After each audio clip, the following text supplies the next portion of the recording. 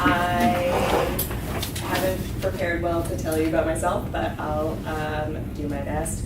So I traditionally my background is in accounting, but quickly found out that the accounting world is not for me, how structured it is, and decided I needed something a bit different. And so found my way into a startup about 6 or 7 years ago called Bench Accounting, which was an accounting software company. So still in accounting, but not at KPMG or PwC or one of the big firms that I could tell that really just didn't suit my personality. And at Bench, I was doing a lot of accounting-related things. But as soon as we needed to scale, we were about to go from 6 to 300 people. And I found that way more interesting. How do you scale a business from the inside versus how you scale a business from the outside? And so I think it was about 2 years going from 6 to 300 people. And so I know a lot about how things break very quickly and how processes start to break down as soon as you start to onboard new people into your company. And so I've learned a lot about what doesn't work, but luckily I've also learned a lot about what does work too. And effective teams and teamwork is a general passion of mine. I think humans are fascinating creatures that have their quirks, and how you learn to work with each other to build whatever it is that you're building. And so a lot of the stuff that I've learned or read about is transferable across industries and across sort of any company. And so I'd love to share some stuff that's come up in my journey over the last few years. And would love for this to be as interactive as possible, so please ask questions, shout things out, call me on my bullshit. I'm here to learn too, so I want you guys to have a good time. And right now I work in the games industry, so I got out of the tech industry for a bit and transplanted myself into video games, which has been fascinating. And I really wanted to continue working with engineers and designers, but wanted to get out of the echo chamber that the tech world can kind of become. And so I've been working for a company called Relic Entertainment that builds or develops RTS PC strategy games. So a very niche cerebral market. And right now we're working on Age of Empires, if that's of any interest to anybody. It's our most... I like Age of Empires? Cool. So my role at Relic is I'm the HR business partner to the Age of Empires team. And so I get to work with all of the producers and managers. And Relic's a company that's been around for 20 years. So that's also been a journey of what's it like to be at a company that's starting from day one, which is a lot of my experience at Bench. And now my experience at Relic has been what's it like to come into a company that's been around for 20 years and has a lot of processes and traditions. And a lot of mentality that's like, well, if it ain't broke, don't fix it. And so how do you work with people to come together to start understanding where the games industry is moving, and how do you move with that industry, and how do you take people along for that ride? And so I've learned a lot about storytelling and teamwork from that perspective too. So as we go through, I kind of threw this slide deck together, and I'll reference probably a lot of books or articles, and afterwards I'll make sure that Miriam sends this to you and sends you the articles and books, because those things are going to be a lot about what I'm talking about and probably in the end more helpful than my words, but it will be great. I would love to just go around, and if you can say your name, if that's okay, your name in your 10-second pitch, or just what it is that you're working on or what brings you here to the startup school program, that would be awesome, because it'll help me kind of gauge where I'm going to take the conversation, if that's cool. And I'll start here. Well, I'm Caroline de la Cruz, and did you say that you want to know what we are doing here, or what? Yeah. Yep. Mm-hmm. Actually, I'm a visual designer. Amazing. So I am here because I'm learning about how to develop my own projects and how to develop with the strategies that I've been learning about marketing, about business, because I didn't have that knowledge. So for me, like, this is a really important decision that I didn't have the idea that it was good since a couple of months ago. Amazing, thanks. My name is Raul. I'm from Mexico. I'm here. We are starting a project how to use insects for pet food. Cool. We are doing that. We were just talking about that. I have a 4-year-old border collie, so if you need any taste testers, let me know. Oh, great. Yeah, she's really cute. She'll do some modeling too, so yeah, let me know. Yeah, super cute. Yeah. Okay, my name is Mario. I am from Querétaro, Central Mexico, and I'm also in this project of 3 persons trying to use protein of insect origin for producing pet food. Amazing. Yes, I'm a veterinarian, and but I'm a retired veterinarian, but it seems that life brings me back again to pets, so it's okay. Yeah. I'm happy. Yeah. I'm happy. Awesome. Thank you. Hi, my name is Germán. I'm 27 years old from the northwest of Mexico. This is my team. We are on the Bike Cafe team. And I have an administration background, and I would like to have my business eventually one day. Okay. Awesome. My name is Douglas. I'm in a bike cafe as well. Yeah. I'm an administrator in my country. I'm from Brazil. Great. And I follow my dreams and be a leader with my own goals. Awesome. I'm Vaiman. I'm in the bike cafe too. I'm a cyclist, and I love to connect people and start out. That's it. Cool. That's great. Hi, I'm Brenda. I'm a lawyer. I'm here with Pato de Ferro developing a website platform for travelers. Cool. Great. Thank you. Hi, I'm Ricardo. I have an architectural business and urban planning background. And we are developing a design ecosystem that connects talents with clients to create workplaces that enable more collaboration, connection, connectivity, and belonging. Amazing. And just support the well-being for people. Awesome. Great. Nice. Hi. Hi, my name is Mario. Lyndsay and I am just going to talk about where we met. We met at the Moment Meditation, where we were doing our teachers training, and we taught, we were meditation clients at the Moment. And I highly encourage all of you to check it out as well if you want to zen out. Yeah. Yeah, sure. Yeah. My name is Sarah. I'm working with Gasify. So what we're trying to do is, right now we're going to pivot, but what we're trying to do is deal with food waste.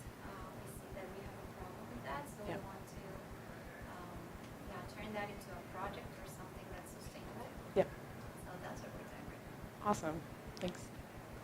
Hi, I'm Andres. I have an engineering background. I'm also working with Sara in the project. What we're trying to do is reduce organic waste. And I'm very interested in renewable energies and all that kind of thing. Everything that helps reduce the carbon emissions, greenhouse gas emissions. Amazing. My name is Lyndsay. I studied government and business strategy communication. Great. And here I am with Pato de Ferro, developing the website platform and cat lover. Nowadays. That's all. Amazing. My name is Vicky. I'm an industrial engineer. I'm in the team of Pato de Ferro. It's for the travelers. Awesome. Thanks. Hi, my name is Satomi. I'm from Tokyo. I was a healthcare assistant in Japan, but I want to change career, so I came here and I'm at the team. Awesome. Awesome. Great. Thank you guys so much. Super cool stuff. Yeah, let's get started. Let's jump in here. Let's see what's on here. Miriam came to me with a whole list of things that I could pick from to talk about. And I could probably talk about each of these things for 2 hours. And so I'm going to try to talk about all of them pretty high level and know that you are all pretty early on in your development phase. And so this might be stuff to start thinking down the road about, but so important to think about it early on. And so we'll stress that importance. And a lot of what I'll talk about tonight will always kind of come back to how to build a company that's really focused on open and honest communication. And so that sounds a bit, might sound fluffy or soft, but really that's, a lot of these principles are going to tie back into that. And so how from early on are you very clear on your objectives, your expectations, and how are you open and honest with all of the people in your team about what you're building, what you're working toward, and how do you create an environment where people can be open and honest with you. And so all of these things are really going to tie into that general theme. But stuff that we're going to talk about, I think part 1 and part 2, I don't really know if there's like 2 different parts, but in my head that sounded like a good idea. So we'll talk about teaming, the word teaming and what that means, how to define roles and responsibilities on your team, adapting to different personality styles. So that's really going to help you, I can help anyone, and I'll share a lot of anecdotes about understanding someone else's personality style and how you can adapt to that to get what you want, essentially. And then we'll talk a little bit about hiring and retention. And all of this will be quite high level, but like I said at the end, send you all of the resources that if you want to dive deeper into any one of these subjects, the resources are there. And at any time, like, shout out a question.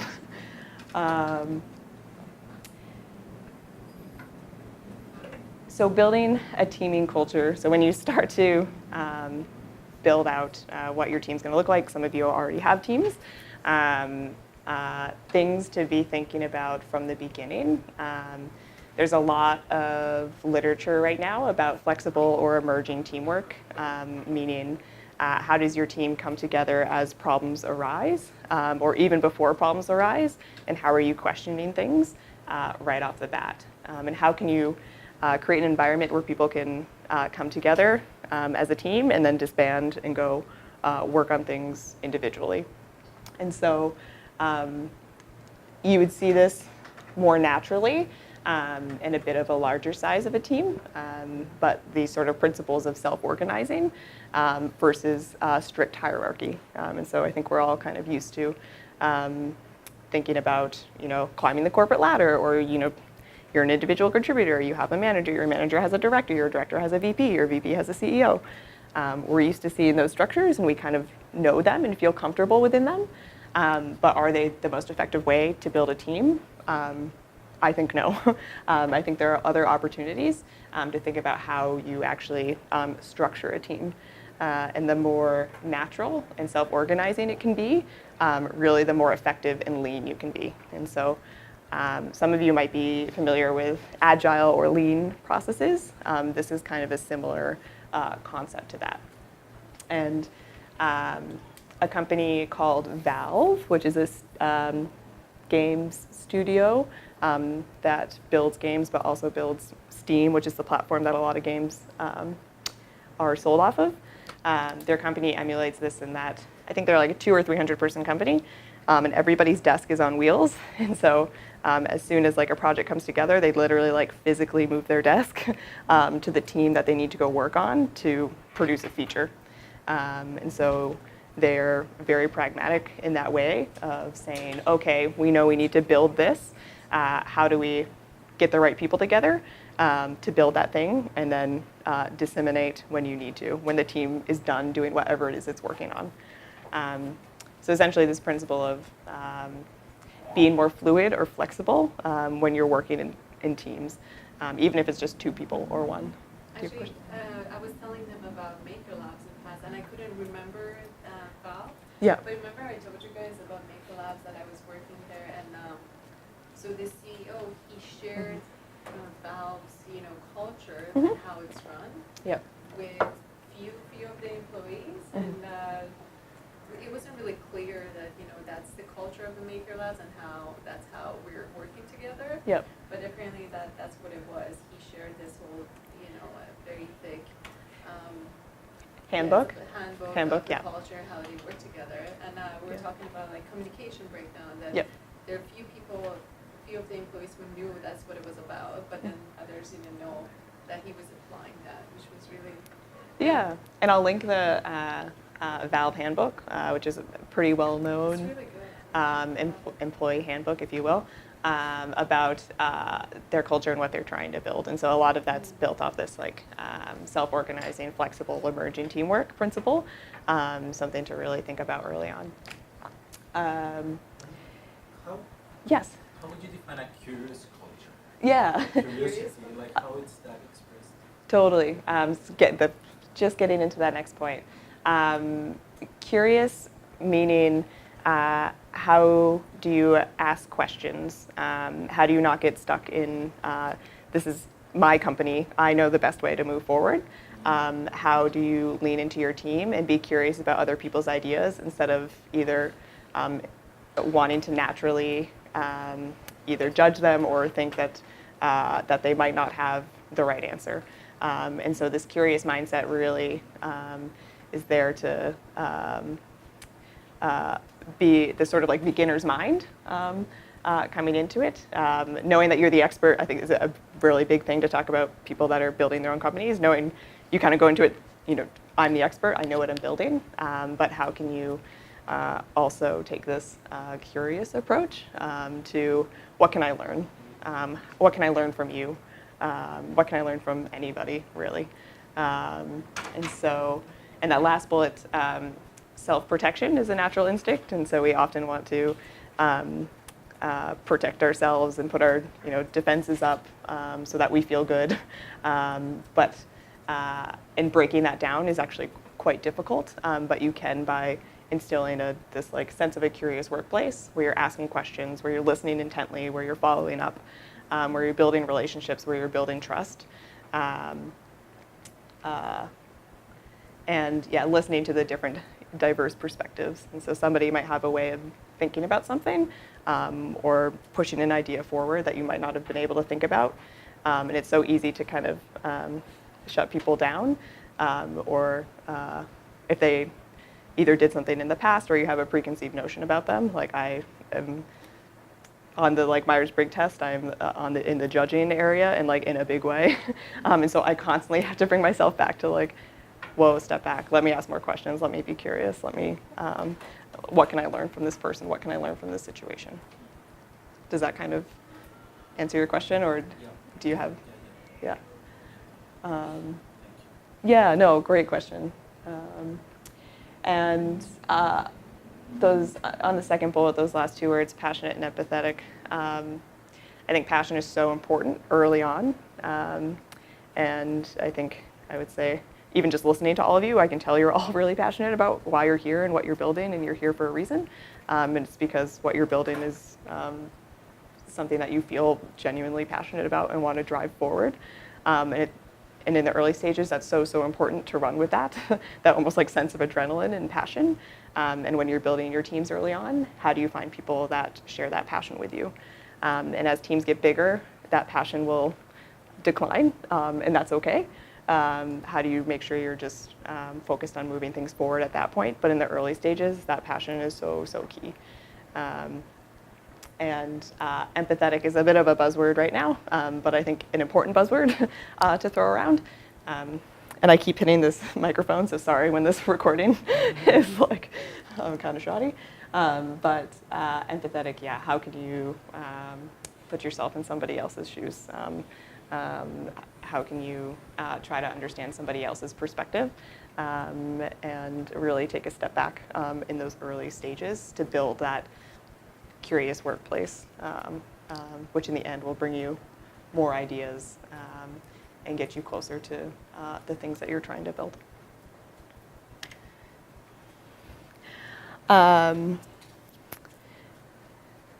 This teaming concept was introduced to me through a book called Teaming, and it's written by Amy Edmondson, and it'll definitely be in the resources, and I super highly recommend it. And one of the concepts she talks about is failure, and so I think especially in the startup world, you hear like fail early, fail often, whatever, which like in theory is good, but there are different types of failure. And so how do you understand what's praiseworthy failure and failure that you want to repeat, and what's blameworthy failure? Failure on the failure that you want to address and not have. And so this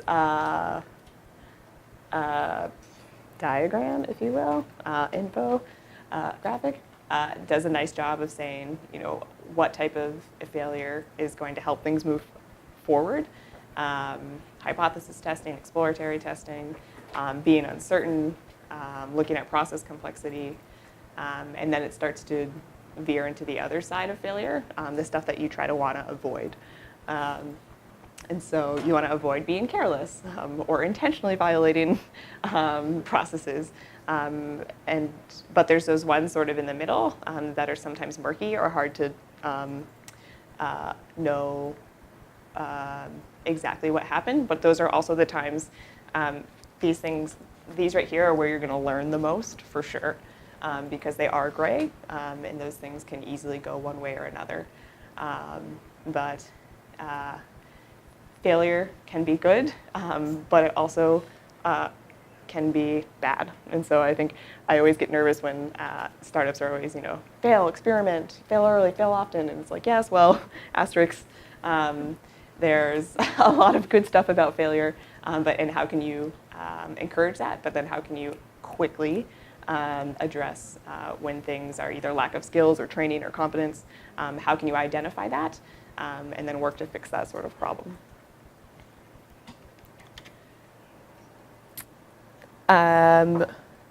Roles and responsibilities. Getting clear on swim lanes up front will eliminate confusion about who owns what down the road. I work in a company of 200 people, and this concept of swim lanes like comes up every day. And it's either, you know, that's finance needs to own that, payroll needs to own that, HR is supposed to own that. Where do benefits fall? Where do RSP, you know, applications fall? Payroll touches HR and finance, and you know, how do you, who does what? And it can get very confusing, even for processes that seem very black and white, like running payroll. It should be a pretty manual process, and still to this day, Relic's been around for 20 years. Still to this day, are we like once a week being like, oh shoot, who's who's responsible? You know, who's actually, you know, is accountable for that? And so there are lots of things you can do to mitigate this, but it'll still be gray because a lot of things will need to be shared.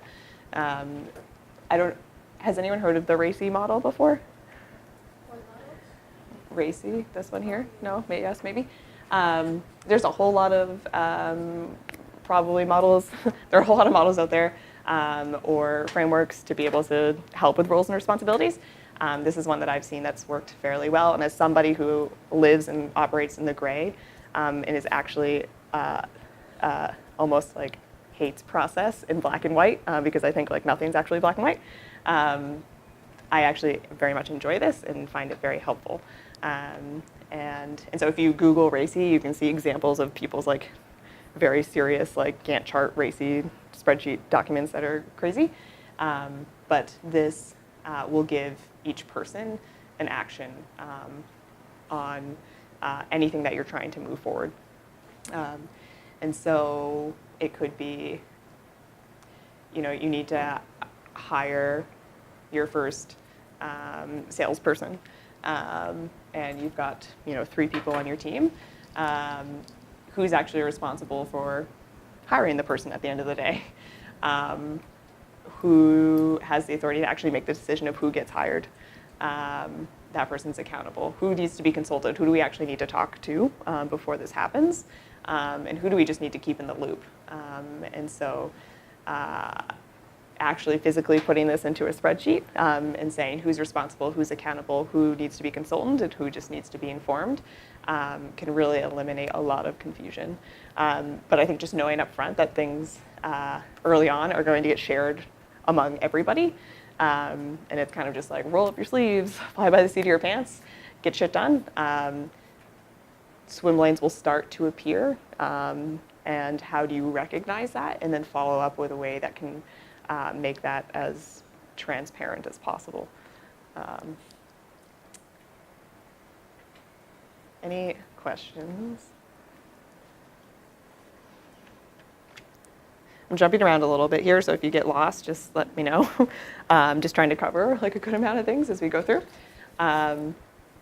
One thing that I find super interesting is understanding humans and personalities. And one of my bosses at Bench, amazing woman, but she's very analytical, and I'm very expressive. And so I like to story tell, 30 minutes why we need to change our performance management system, where she's like, how much, when, and when, like, who else needs to know? And so like, I would take 30 minutes and be like, well, let's think about John. John came in as an associate programmer, and I'd like tell this whole story about John's associate programmer to programmer transition and performance management and promotions, and like paint this picture and like be drawing on the whiteboard. And she was just like, I don't care. I was like, I want you to move forward, and I trust you. Just like, what do you need? And so I went to a workshop about influencing, specifically influencing up or influencing without authority, if you will. And how do you cater to the different personality styles? So how do you stay true to yourself and your own personality? Because that's super important. But how do you understand the personalities of people on your team, and how to influence with them, or how to talk with them, how to tell them a story if they're an expressive type of person, or if they're an analyzer, how do you, just come in with the stuff that you know that you need to get to the decision really the fastest. And so this really like clicked for me in a lot of ways, and made me reflect on like why I wasn't getting what I wanted, and really helped move a lot of projects forward that I had been stalled on. And so there are like a million different personality tests that you could take, and personality tests are like, take them with a grain of salt. Some of them really help people learn about themselves. Some of them you're like, that doesn't help me at all, like Myers-Briggs, the Enneagram, DISC. We'll look at a few. There's a lot of different ones out there. I've found them some helpful, I found some not helpful, and so it's really like up to you, but they do sometimes help you understand a bit more about yourself and about other people. And so this influencing process, social style, little circle, is a pretty like straightforward way to push something through that you're trying to get either through your team or maybe talking with an investor, that sort of stuff. And so starting with clarifying what and why you're pushing forward. Actually analyzing your stakeholders. Who are your stakeholders? Is it your team? Who are they? What's their personality style? And then adapting to what those stakeholder interests are. Well, why are they there in the first place? What do they want out of what you're bringing to the table? Figure out your path, and then actually, present the idea or whatever it is that you're trying to push forward, and then managing conflict. So I have a question. So when you want to communicate something to someone who is analytical, so how do you prep for that now? What are the tools that you have now to prep you? Yeah, I think I'll do better. I'm going to answer that. I'm going to answer it. Yeah. I think I'll go here first, which is like a lot of like text on the screen, but that's okay. And so there's, I think it's called social styles. If you like Google social styles, it'll bring up these 4 boxes. I always love a good 2x2 matrix, although not everyone fits in a box, which I completely understand also. This is a good way. There's like a little test that you can take, but I think you can also like kind of stick yourself into one of these boxes if you know yourself well enough.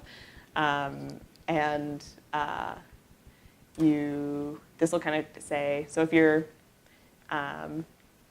like me, if you're expressive, your tendency is to make rash decisions.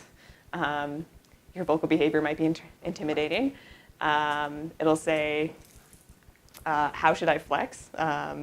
Or how should somebody, what do I need to do to adapt to other styles? And then how should people be flexing to me?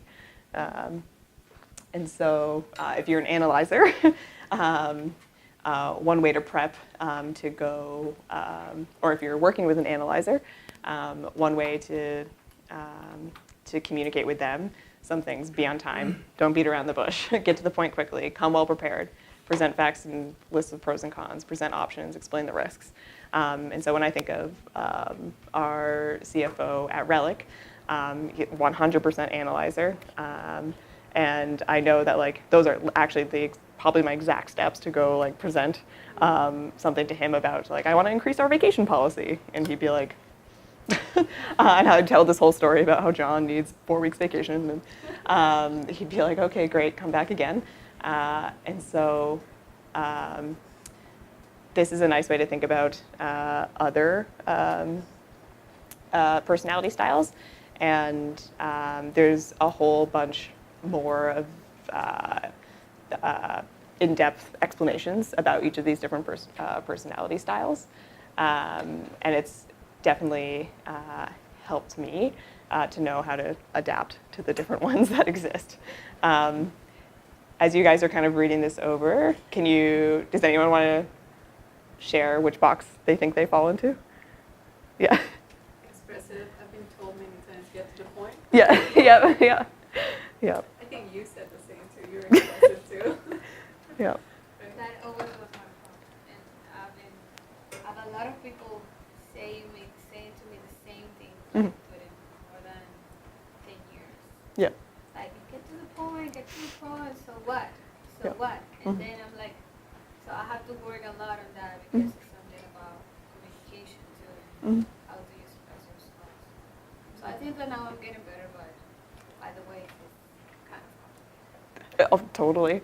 And there's always that piece: you never want to sacrifice who you are and how you approach problems and your personality. And so I think some of these don't do a good enough job saying like, hey, don't change your personality. But how can there's some things that you can do pretty easily when you're presenting a project or an idea to somebody that you can just tweak to know what they're looking for. Even a thing I probably am somewhere between amiable and expressive, HR. And so things like not forcing a decision, like it would stress me out if somebody like wanted a decision on the spot. Like I'd be like, I have to think about this for 3 days at least. There's so many options.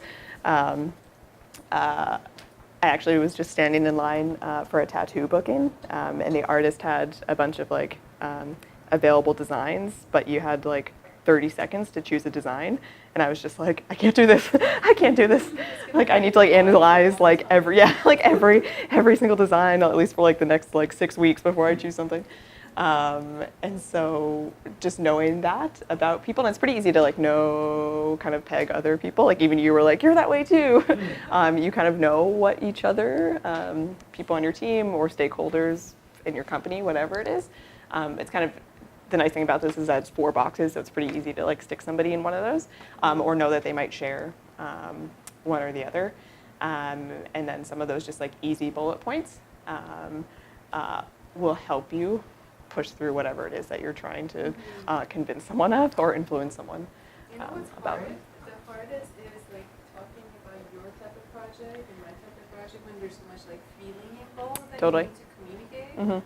So how do you condense all that feeling, the magic in the space, or the way we were talking about the well-being, or Yep. that magic? I don't know how to condense it. Yeah. Without, No.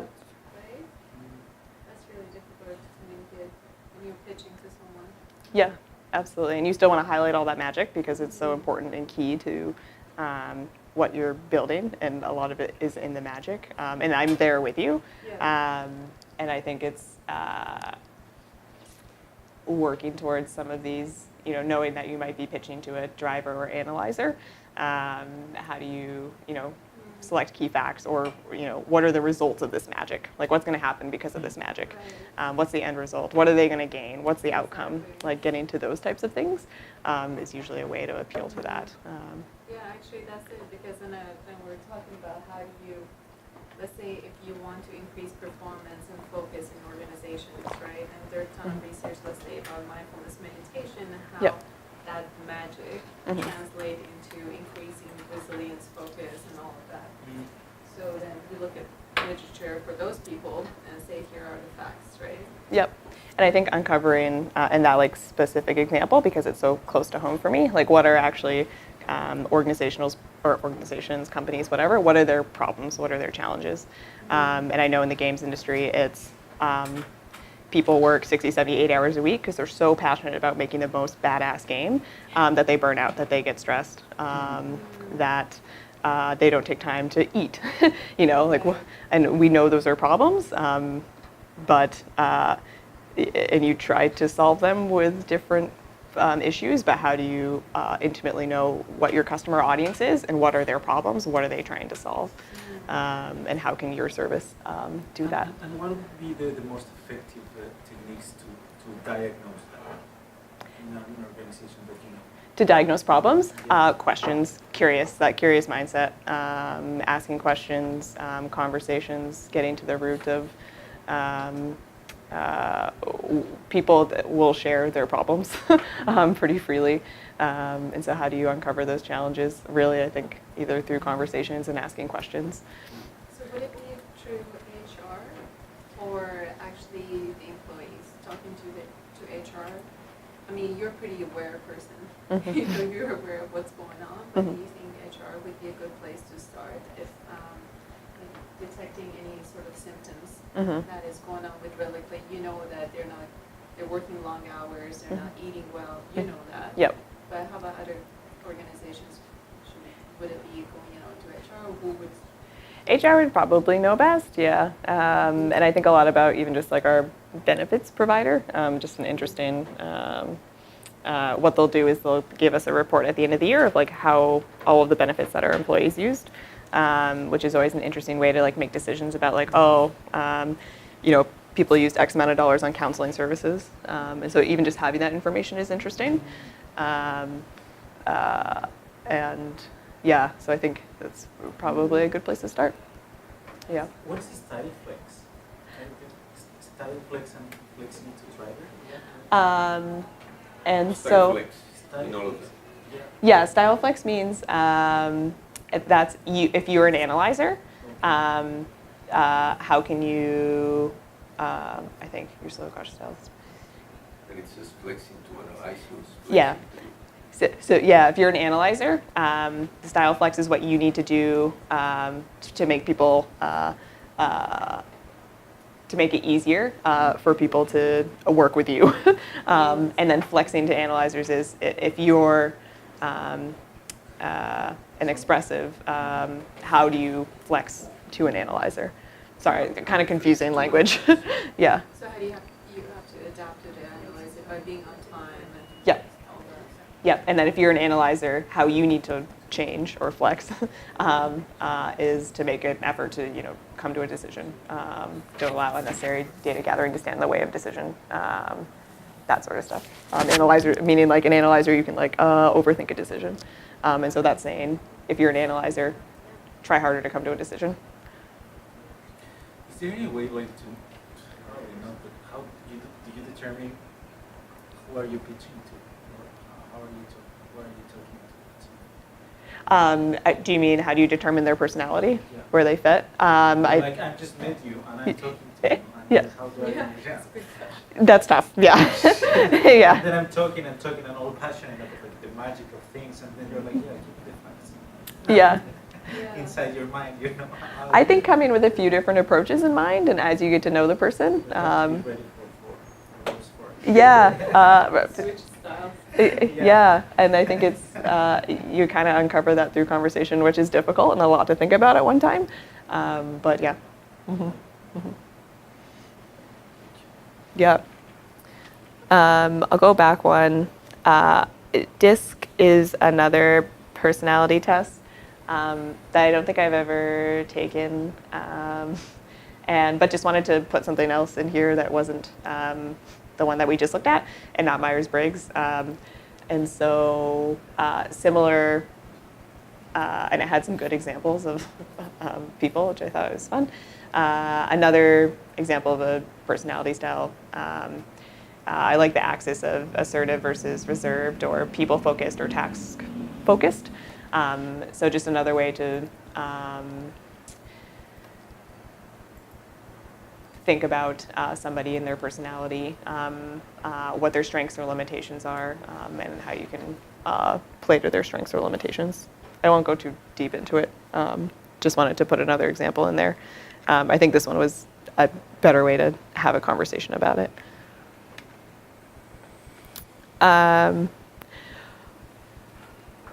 So this is the part 2, switching into hiring strategy. So like, I kind of feel like a bit of whiplash as we like go through topics, but wanted to hit on a little bit about hiring, job descriptions. I know there were some questions in there, and so my background with hiring or recruiting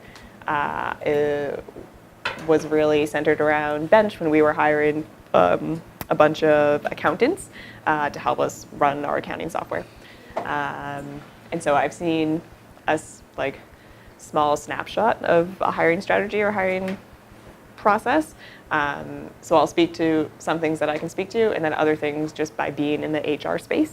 I don't work all that much on the recruiting space. I work much more internally on internal employee relations, coaching, advising, leadership management type of stuff.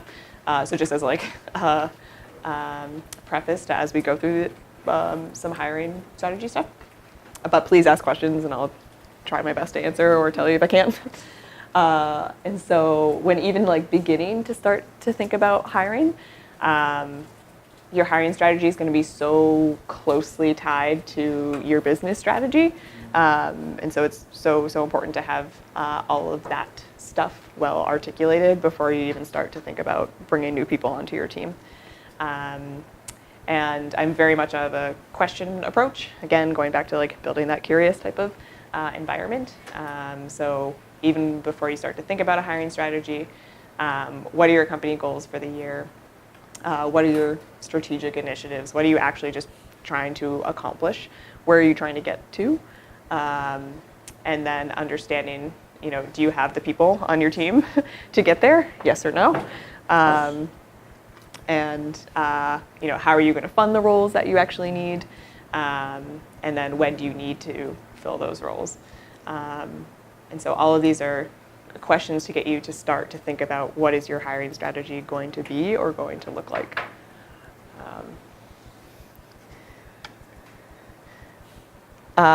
This is a screenshot of a hiring strategy from Google Images.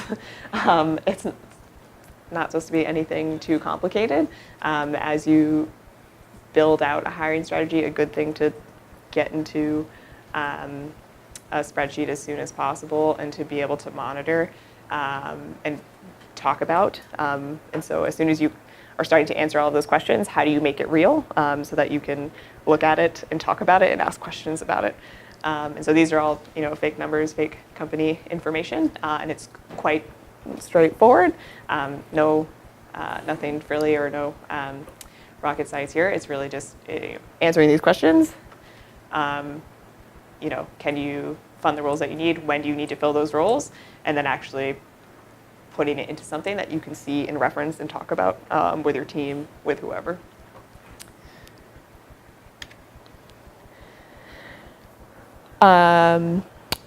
Job descriptions.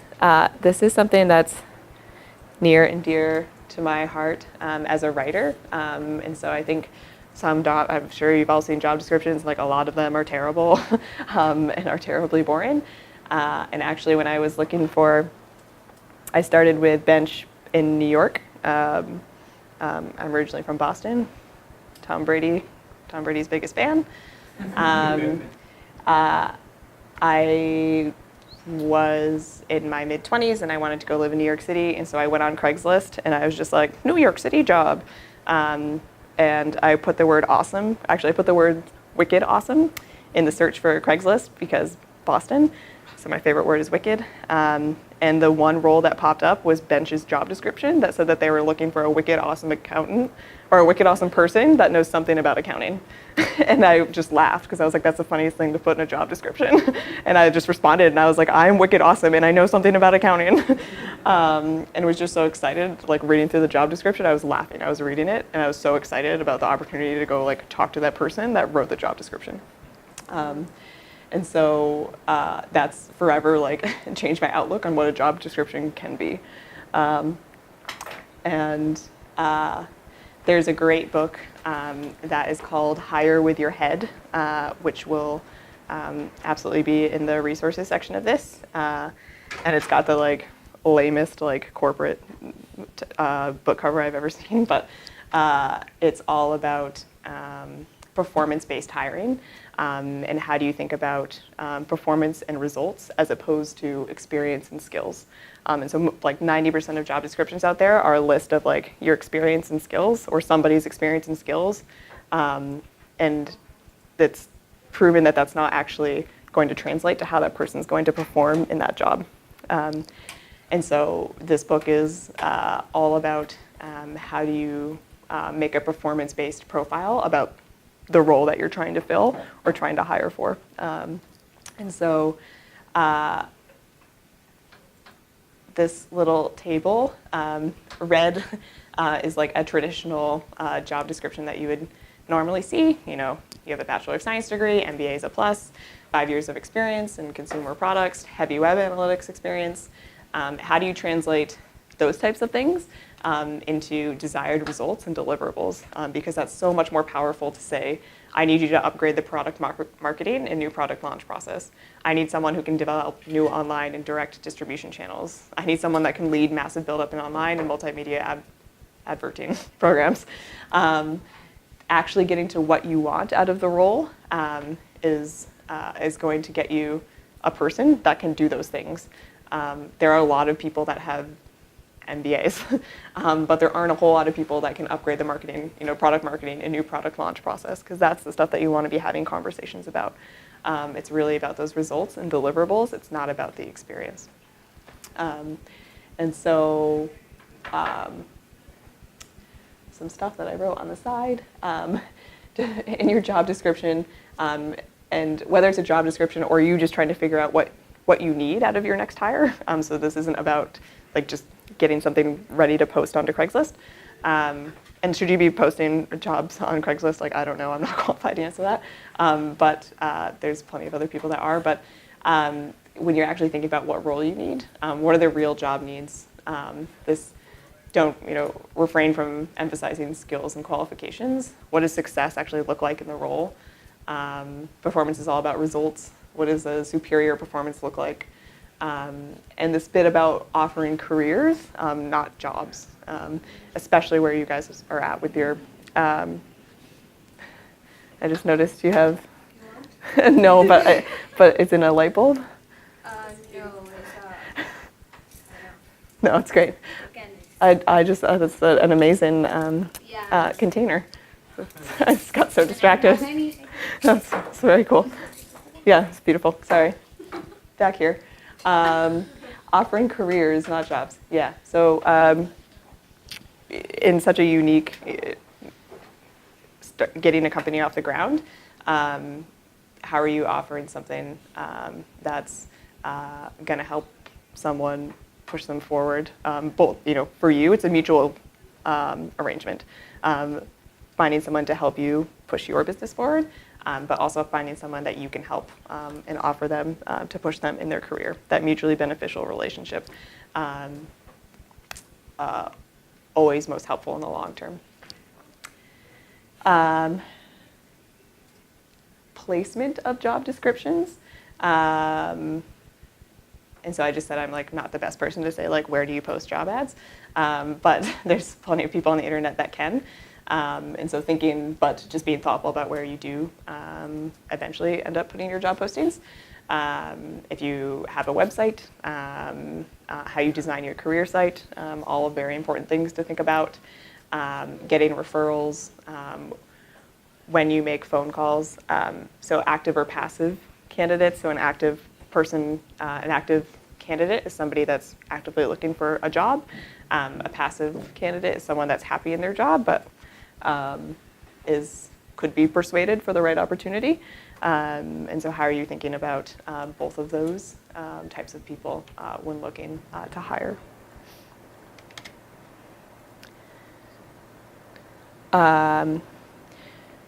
Onboarding and training, there's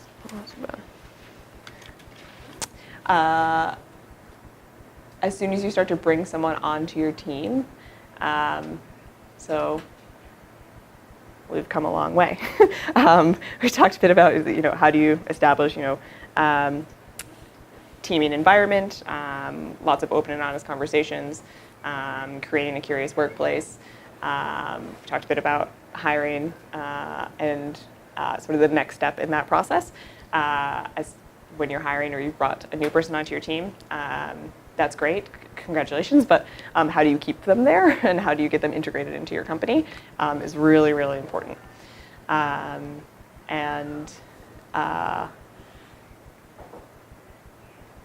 must say that even as for a startup, even bringing volunteers on board, Yep. even keeping the volunteers is Yep. work. Yep. Totally. Just because you constantly have to be in communication with them, they want to know, okay, what's next, what's happening with your company, and Yep. what projects can I work on now, and Yep. like even if they're volunteering, you have to be prepared, Yep, there's a lot that goes into it. Yeah. And so fourth bullet point, I don't know why it's fourth in here, but lack of clear expectations, one of the biggest causes of employee turnover and poor performance. So understanding why someone is there in the first place, having those expectations up front. Without that, it's very easy for someone to say, like, I don't get why I'm here. I'm not sure what my meaning is. I don't know what my purpose is. How am I contributing? I feel lost. That'll immediately push them to go look for an opportunity where they don't feel those things. And a way to combat that is to have clear expectations. And especially early on, sharing your company's purpose, making it very clear why this person's here to help you and how they fit into that vision for you. Also important to be patient. You need help. That's why this person exists. That's why you're bringing a volunteer or whoever it might be onto your team. But they also need time and space to understand the intimate, pieces of what's trying to be built. And as much as they need you to tell them where they fit in, they also need to be able to articulate that too and look for places where they can help you that might not necessarily be on your radar. The first 90 days are always the most crucial of an employee's journey. It's where a lot of opinions are going to be formed about the next however long they want to be on your team for. And so it's such a crucial time to plan and think about in order to maximize that person's effectiveness or productivity or long-term value. A lot of people will want to join early stage startups or companies because of the learning opportunities. You're not a cog. You're very far from being a cog in the machine. It's a certain type of person that wants to join a team of 2 other people.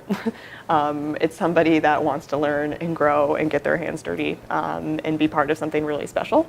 And so, how do you leverage that awesome opportunity? But how do you also make sure that they can see where their continuous growth is going to come from, and that you're giving them feedback, you're having honest conversations up front all the time to keep them with you in the journey. And then one of my always favorite sayings, hire the right people, give them the right tools, and then get out of the way. Yeah. How could you do the difference of the step between a family business to a real company? Because that really sounds amazing, but in the real life, Yep. it's really hard to understand, even because they have been working in that way for maybe more than 20 years. Yep. And they are not realizing about that. How could you do that step? How do you help somebody from going from a family business into, and so that's, It's what? That's a whole chapter. It's a whole chapter, yeah, for sure. She's right with the question. Oh, totally. And I experience a lot of that in my current workplace because the company's been around for 20 years and some of the people have been there for 20 years and act very much like a family, where in some ways it's like, hey dude, you can't say that to a girl. And so those are fun things to deal with. But in other ways it's, this is my company and this is, I know how to do this. And so what we talked about in the beginning, a lot about how do you inject that curiosity, how are they still part of the process, but how do you wean them out of being the, only either person, if they're used to always making the decisions, how do you get more people to be the decision makers? As also, I think I'm a big proponent of having honest and transparent conversations about the company is shifting and it's evolving and it's changing and here's how it's changing and here's how how do you bring them along for the ride and show them how it's changing, but tell them that it's changing and how it needs to shift and why. So I think it's a lot of that storytelling piece about, and it's not going to be easy, but I think bringing them along for how it's going to shift and change, doing your best to keep them along for the ride, listen to their hesitations. It's usually, either an insecurity or something about why they don't want to shift or change or are worried about it, and how do you address those concerns. But difficult. Yeah. Do you have any? Do you have anything that's worked for you in the past that you, or are you just okay? Just curious. Yeah. It's hard to realize it about that you are growing up. Yep. Absolutely. Yeah. And do you mentioned let's have clear and honest conversation, like transparent and honest conversations. Have you had the experience where you have to say to the leadership, this is wrong, this is not supporting that, and it's so wrong that I could be fired for me telling you that, like, because that I've seen that those examples, especially in family-owned companies, where they are like entitled to do that. And then would you have to say, like, have you had that, and how would you handle that? Does it come to integrity? How do you? Yeah, really great question and difficult to answer, but I think it's how are you putting the company's best interests first, always. It's about the company, it's not about the person. And it's and how do you voice that opinion, what you think is best to move forward, and how do you prove as much as you can that it's in the company's best interest to move this way or to have this decision being made. And how do you put that in the forefront and not make it personal? And if it feels like it's becoming personal, how do you start asking questions to figure out what's the actual problem? Also, I think we tend to jump to conclusions about what a problem is too soon. And I think asking questions can uncover what the problem, it might actually be a different problem. So if someone's resistant to your idea, how do you uncover why that is? And the way that you do that, really keep asking questions until you get to the root of it. And so I think a couple things, putting the company, understanding being very clear on where the company's moving, and make sure that all parties agree on where the company's moving, and then coming to the best decision to move the company forward. And there's a good article, I forget what company, but I think it's titled Disagree and Commit. And so how can you disagree and commit and move forward? And so really it's about, not about getting consensus, but about getting consent. And so as long as, that's part of the like disagree and commit. How can you say like, I disagree with you, but let's move forward with that decision and commit to it as a team and ride it out and see what happens. Or else you can get stuck in this loop of never agreeing to move forward with something. Really good questions and like, let's keep asking them. It's called Disagree and Commit? Disagree and Commit. Yeah, there's an article, it might be from Amazon, which I'm, that's kind of a helpful concept.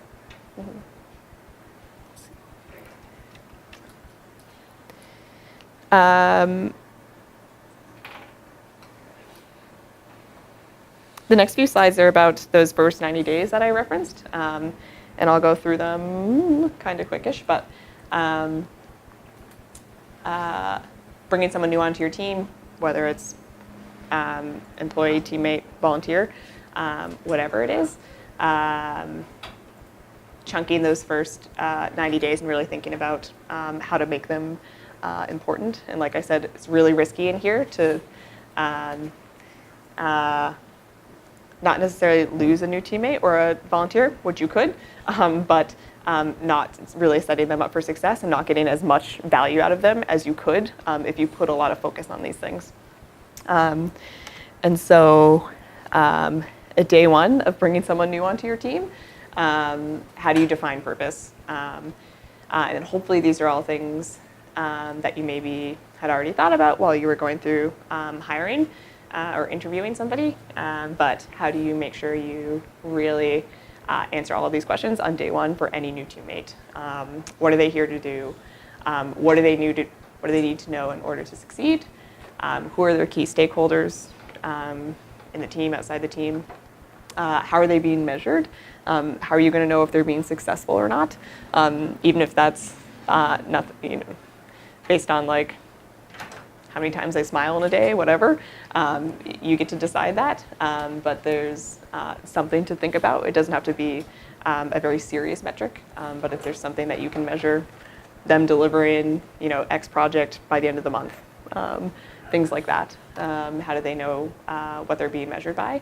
Even if it's like something that you've have secretly in your head, tell them, say it out loud, let them know. What behaviors are expected in this culture? I would say that's probably the most important. What type of things do you believe in? How do you expect somebody to show up? There's a whole range of types of behaviors that some people think are the right way to proceed and others may not. And how are you very clear with that up front? One that we run into a lot at Relic right now is our finance team is very policy driven, and our HR team is not. We're very if somebody is allotted 7 sick days a year and they need to take 2 weeks off because they broke their leg, we're like, take 2 weeks off. Where the finance team will be like, absolutely not, we're not paying them for that extra week. And so having those behaviors, being policy driven versus doing the right thing, those don't necessarily have to be mutually exclusive, but how do you know what those behaviors are and how do you communicate them up front very early so that everyone knows what's expected and what's not. If having a beer at 3 o'clock is cool, great. If having a beer at 3 o'clock is not cool, great. How do you make sure that's communicated up front so that you're both moving forward in the same direction? And how do you make sure that it's communicated? I think getting pretty clear. I've done did exercise recently at Relic about what we believe in and what we don't. And that's a really good place to start with yourself. We believe in, flexible work, like working whenever your brain feels best, or we believe at meeting at the coffee shop every morning at 8 a.m. There's no right or wrong necessarily with behavior. It's more so what feels appropriate to you that you might not have had to say out loud, but now now it's going to be beneficial if you do. And so things that you might take for granted, but if somebody comes on board, or you just see them having a beer at 3 o'clock and you're not cool with that, tell them. Do you open, practically, do you open a meeting? Do you send an email? How do you express that in the day-to-day culture? What is the specific action? Yeah, that makes that? Good question. I think it's, and this goes back to a bit of the culture piece, another buzzword, but it's really the day-to-day interactions, how you respond to things. So it's how you respond to different events that are your behaviors. And so how do you become a bit aware how you do respond to events?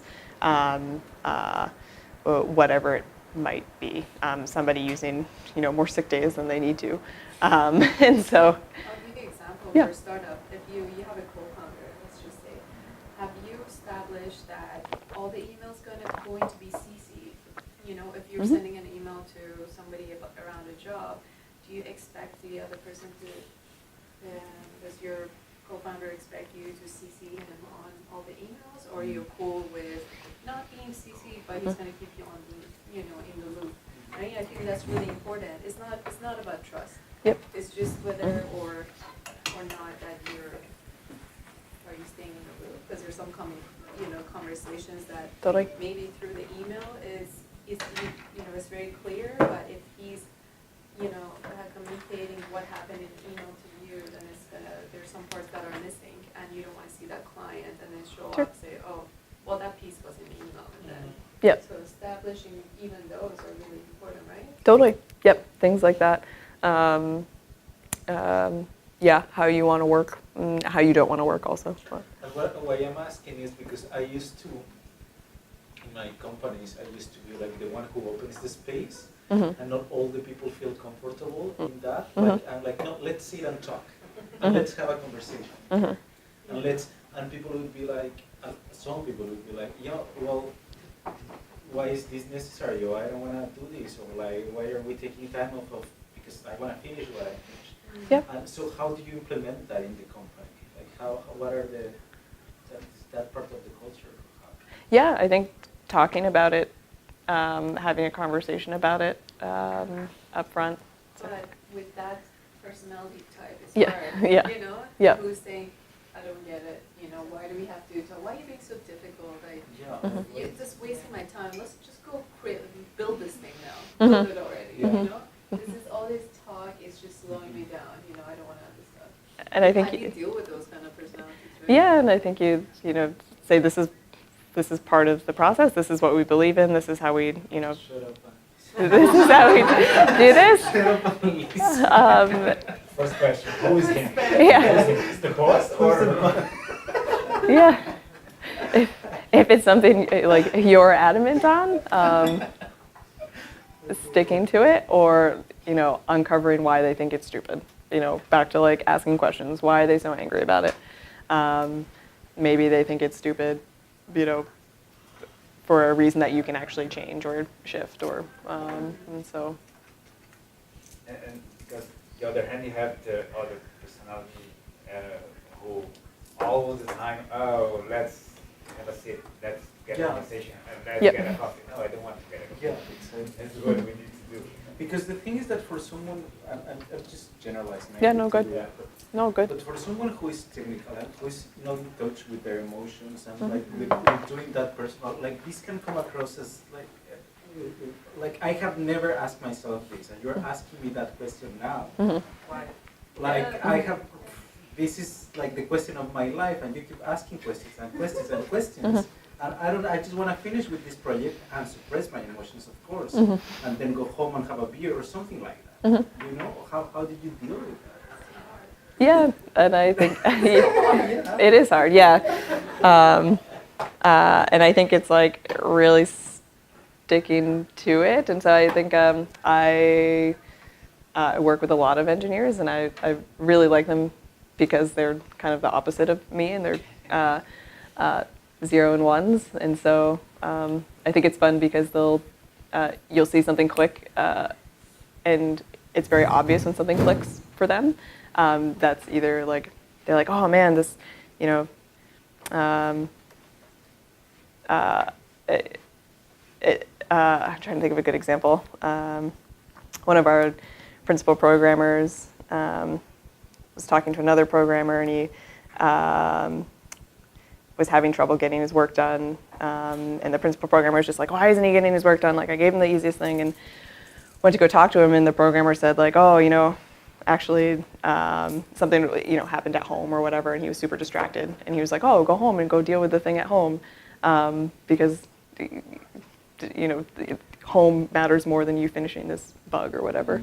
And so the beauty of just having that conversation, and then that principal programmer being like, oh, all I had to do was ask him instead of like get angry at him. And then I uncovered what the reason was, and it had nothing to do with work. And I was assuming it, had something to do with me and what I assigned him to. And so examples like that are really the like power of conversation. But in a way that's not going to, that's still adapting a bit to that style. So how do you not have the 30-minute expressive conversation with the engineer? How do you have the 5-minute quick one and slowly build up that relationship to get it to a place where it feels mutually beneficial, I guess. Yeah, it's tough stuff. Yeah. Moving into the first 30 days of having someone new on the team, all about learning. So do they have all the systems that they need to actually be able to do their job? A laptop, that sort of stuff. Where are they working? Do they know where they're working? Do they know it's from home? Do they know it's in the coffee shop, whatever it is? Talking about roles and responsibilities. Encouraging them to have one-on-ones with any key stakeholders that they're going to be working on in the team, customers, whatever it is. Lots of face-to-face contact, again, to build trust, and whether that's talking about what they're building or just general relationship building, what's going on in their life, what can you expect from them. Business training, your company, being very transparent about what you're building, how will and when will the company be profitable, how does this role actually help that, push that forward. And then lots of reading, expose them to your leadership philosophies, to your behaviors, whatever it is, books, articles, have conversations about those things, moving it forward. And then the first 60 days and first 90 days, 60 days, 2 months in, now that they've, know why they're there, they've learned a lot, you've got them up to speed about what you're working on and how they fit into it. How do they start rolling out a strategy of their own? How do they understand problems, challenges, starting to look for solutions? How do they implement those problem or the hypotheses from the problems and challenges, and start testing them, give them space to do all of this stuff. And we talked about praiseworthy failure, give them space to test out those hypotheses. And then at the end of someone's first 3 months, how do you step back, evaluate, reflect? How are they settling in? How have you contributed to their success or not? If they're not up to where you hoped to have them by then, how do you first reflect on yourself and your team, and what could you have done better? And then how do you reflect on them and them in the role? And then how do you keep people? And I think this might be the last slide. And so you've done all this work to bring people onto your team. These are just like Lyndsay's first thoughts about retaining people. And really some of the most important stuff. How are they connected to what you're doing in the first place? Going back to your company's purpose, especially early stage. People are there because they want to be part of something. They want it to be meaningful. They want to have that purpose. They want to know how they're connected to it. How do you make sure you're listening, making them feel understood and heard? So key and important. Creating this feedback culture from day one, having those open and honest conversations, two-way. You're learning just as much as they're learning. And then 2 little quotes that I've heard somewhere that I've always held on to. Through them, not to them. How do you get new people involved as you move things forward? How do you not mandate things? How do you not tell people what to do? How do you go through them and have them be part of the process? And a really big one, martyrdom is not sustainable. And so working 80, 90, 100 hours a week does no one good. And so how do you create a space? How do you hold space for your team to share? Share when they're overworking, share when they don't feel connected to the purpose anymore, whatever it is. How do you give them space to recharge and renew and keep coming back? How do you build that sustainable workplace for new teammates?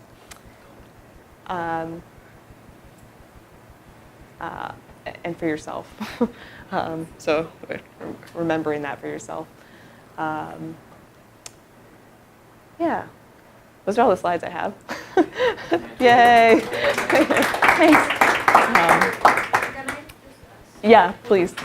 For the 30 days slide, please. Oh, 30? Yep.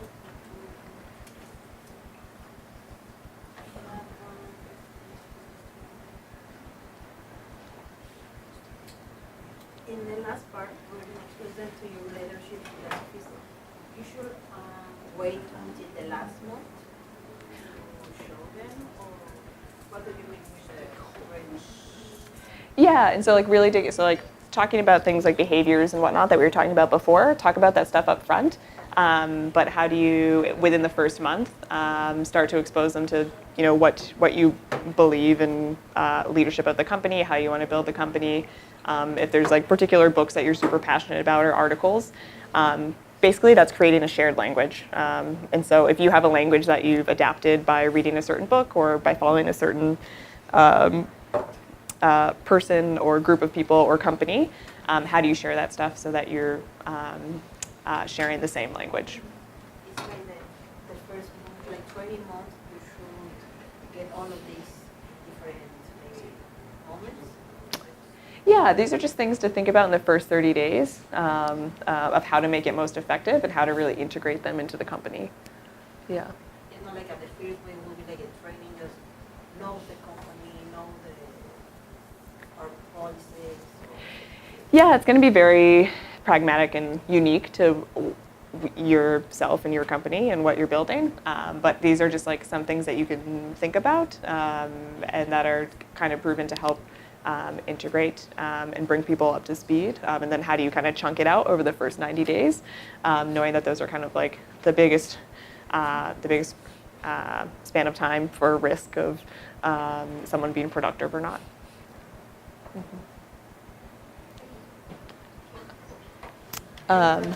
Yeah, any questions? I wanted to ask you a question regarding the job description, and it's also important with the retention. Yeah. It's important to take into account the money you're going to pay them, or not, or in the job posting you should put that, or it's not necessary and it's not required. Great question.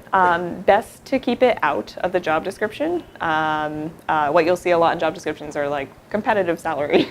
And so it's pretty vague. But you really want to know what that person's number is first and see if it's a match for what you had in mind. And so ideally, you want to be listening to what their salary range is so you can know, oh yeah, we're within that range, or no, we can budge on that, yes or no. But you really want to hear what they're looking for. And so ideally is to get the candidate's salary range and not to expose really what you're looking for. Yeah. Kind of it's going to help the negotiation piece on your side. Yeah, because with that done, the retention is also much easier. Part of the retention. Yep. Yeah. Yeah. Compensation, especially in early stage startups, people will tend to take a lower compensation, knowing that it's early stage and you're not built with, you don't have Sega's backing, and so what people are hoping to get out of having a lower compensation is more autonomy, connected to meaning and purpose, ability to work from home or whatever it is, those other perks that you can't get from a Fortune 500 company. And so people tend to go lower on compensation, knowing that it's going to pay off in the fact that they're doing a job that they love and something that they really want to do, and the thrill or possibility that it could take off.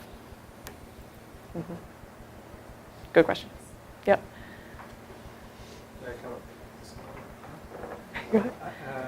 How do you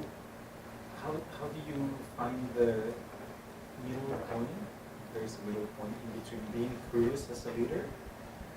Being or what as a curious? Yeah. Curious, and also like knowing that you have to make the decision and Yep. that you have the knowledge. Like, how is that Mhm. balance? Yeah. And Yeah. what do you ponder in that?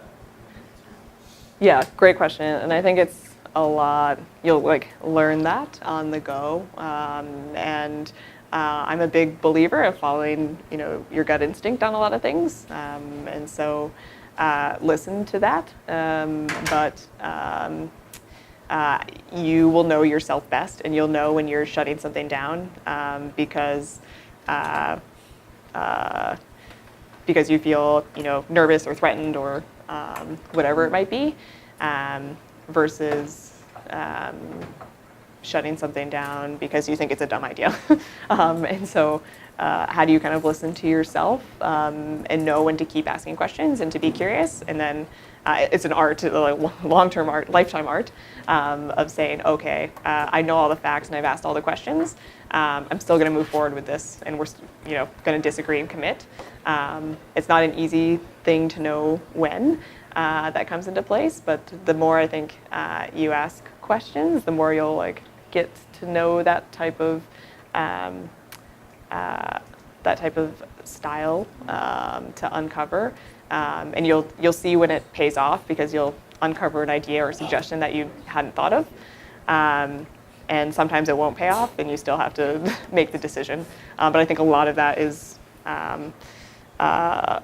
why a lot of you are here in the first place, to be able to have that autonomy. And that's awesome. And I think I'm just pushing on or challenging on the other side. How do you take that beginner's mind too? Even though you are the expert, how do you remember that side of it also? Yeah, great question. Mm-hmm. And if anybody has answers to any of these questions, feel free to chime in, or experiences. Yeah. Any questions? Yeah.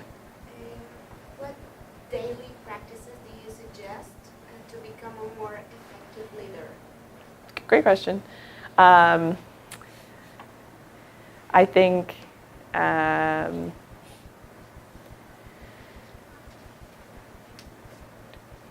reiterating a lot of the things we talked about,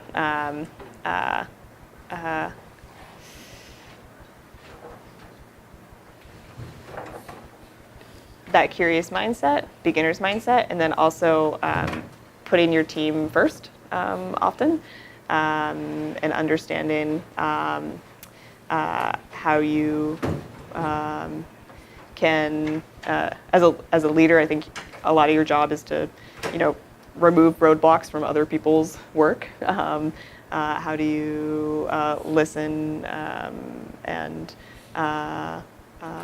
look at a person as a whole person too, help them, and yeah, a lot of the asking questions, listening, making people feel heard and understood, really pays off and goes a long way to building trust, and a lot of those things. So trust building, question asking, beginner's mindset, staying humble, a lot of that stuff that I think we forget as soon as we become leaders or managers. Bringing it back to those core principles is always my advice. Yeah, great question. Maybe we have 20 questions beside it, so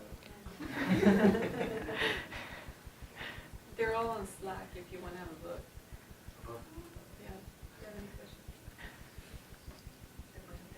She answered mine. Yeah. Yeah, please. Yeah, of course. With your experience, any advice for our startup? In terms of I don't know. Actually, right now we are looking for a developer, an app developer. So we are like lost in the emotions, and we don't know what to do. If maybe we can or we can hire someone, or I don't know. What do you suggest us? Yeah, getting clear on, so you're looking for a developer, or you're trying to decide if you want to or are ready to? No, we are looking for a developer.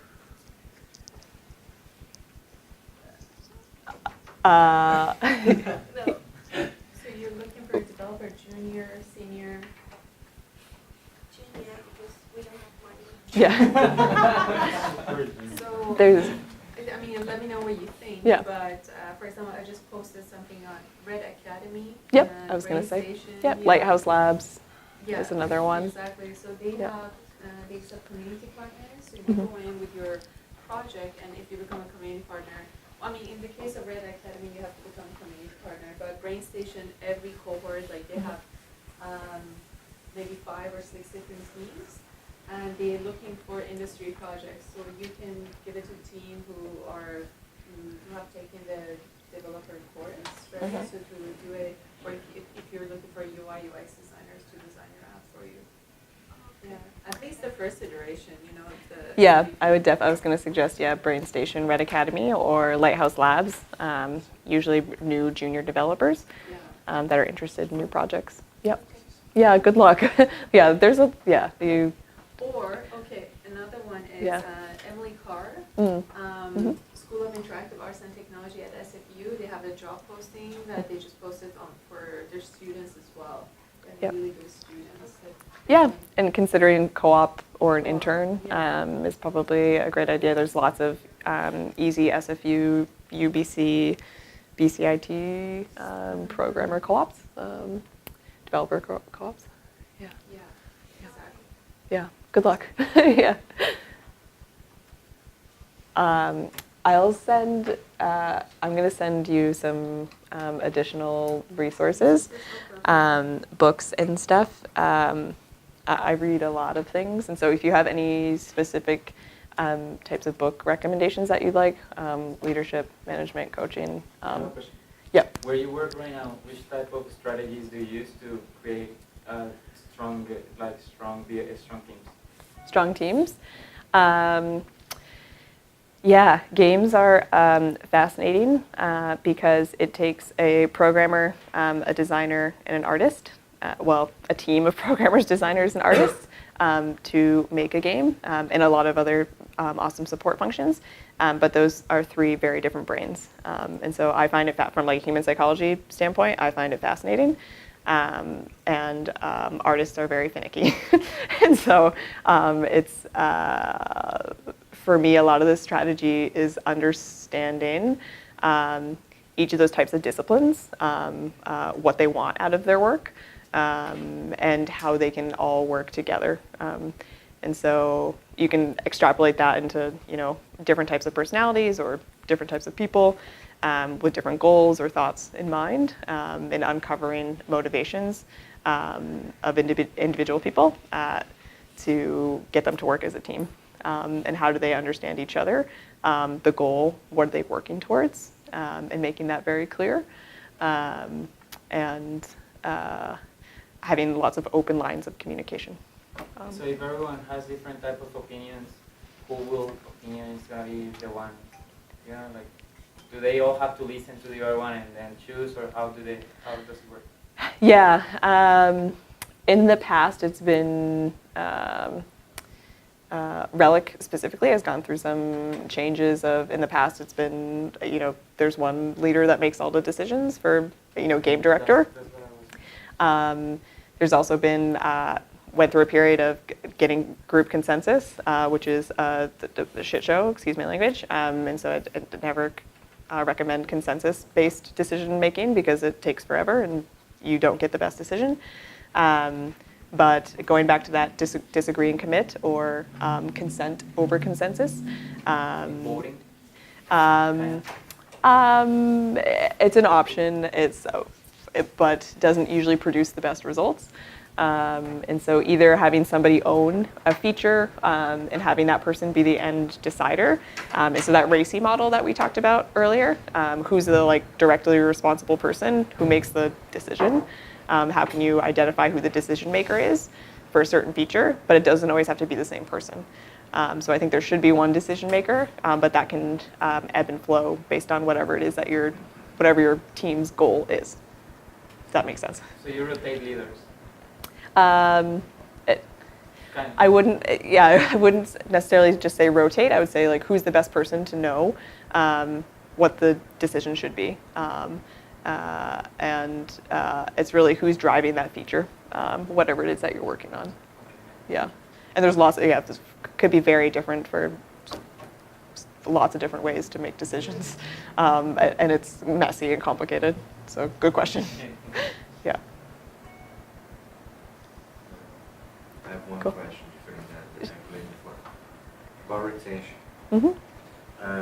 I was thinking about my experience as well. Mm-hmm. And retention sometimes is not, or I don't know if this is the correct word to say, but sometimes not fair enough. For me, retention, I was reading that, is not something that you need to do after you decide to fire someone else. Try to integrate again or something, like you can put the guy into again. Mm-hmm. I think the retention starts since the first day one. Totally. And that's my opinion. But the question is completely different. This is talking about retention. I'm this kind of guy that trying to don't fire anyone, but sometimes it's necessary. Yep. I have one question about RACI. I don't know how to say that. Racy. Yeah. Yeah. And I already did that before. And for me, it's a little bit bureaucratic. Yep. For startups. Mm-hmm. Yeah. And I was trying to connect how to use this kind of method for a startup. I think it's too bureaucratic. It's a bit rigid, totally. I agree. I think if you can, I like to call them swim lanes because it feels less rigid, water and fluid. If you can like loosely define swim lanes and say, hey, I own, payroll, I own hiring this person, whatever it is, that's great. But how do you know who's the owner of something? Just so that you're not duplicating work or things don't get messy and you can really just drive something home. So really it's about ownership. And if you can do that without the RACI model, amazing. And if you can't do it without the RACI model, that's just an option or a framework. Maybe you want to become a company or when you became a B. Yep. Yeah, I think it's more so just the framework of like how do you think about who's responsible, who's accountable, who's the owner, and if you can do that without the model, amazing. Yeah, I hear you. I agree. Yeah, it can be pretty rigid. Yeah, and retention from day one, absolutely. Yeah, great point. Thanks. Anybody else? If not, we'll go on break. Yeah? Okay, thank you so much. Yeah, thank you. Thank you all so much. I appreciate it.